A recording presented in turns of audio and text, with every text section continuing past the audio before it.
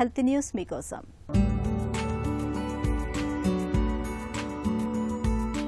నిత్యం కాసేపు ధ్యానం చేయటం వల్ల పలు శారీరక, మానసిక ప్రయోజనాలు చేకూరుతున్నట్లు ఇప్పటికే చాలా అధ్యయనాల్లో వెల్లడైంది. ధ్యానంతో ఒత్తిడి, ఆందోళన తగ్గుముఖం పడతాయి. విషయగ్రహణ సామర్థ్యం, భావోద్వేగాల నియంత్రణ మెరుగవుతాయి. అయితే ఇది ఎంత వేగంగా మెదడు పనితీరును ప్రభావితం చేస్తుంది?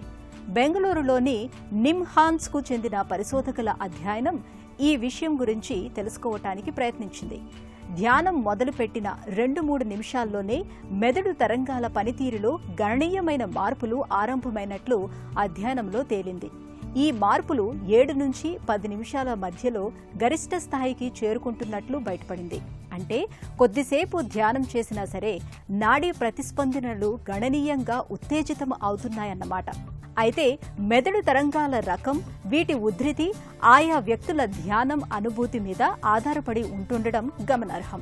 తొలి 2-3 నిమిషాల్లో మెదడు తన విద్యుత్ తీరును రోజువారీ వ్యవహారాల సమయంలో ఉండే స్థితి నుంచి విశ్రాంతి స్థితి మార్చుకుంటున్నట్లు పరిశోధకులు గుర్తించారు. ఈ దశలో ప్రశాంతత, ఏకాగ్రతతో ముడిపడిన ఆల్ఫా, బీటా తరంగాల్లో పెరుగుదల కనిపించింది. అప్రమత్తత, ఏకాగ్రతతో ముడిపడిన బీటా-1 తరంగాలు కూడా ఎక్కువయ్యాయి. అదే సమయంలో మత్తును కలిగించే డెల్టా తరంగాలు తగ్గాయి. ధ్యానం చేయటంలో అనుభవం గడించిన వారిలో కేవలం 30 సెకండ్లలోనే భిన్నమైన మెదడు తరంగాల ముద్రలు కనిపించడం విశేషం. వీరి మెదడు ధ్యానానికి తక్షణం ప్రభావితం అవుతున్నట్లు ఇది సూచిస్తుందని పరిశోధకులు చెబుతున్నారు.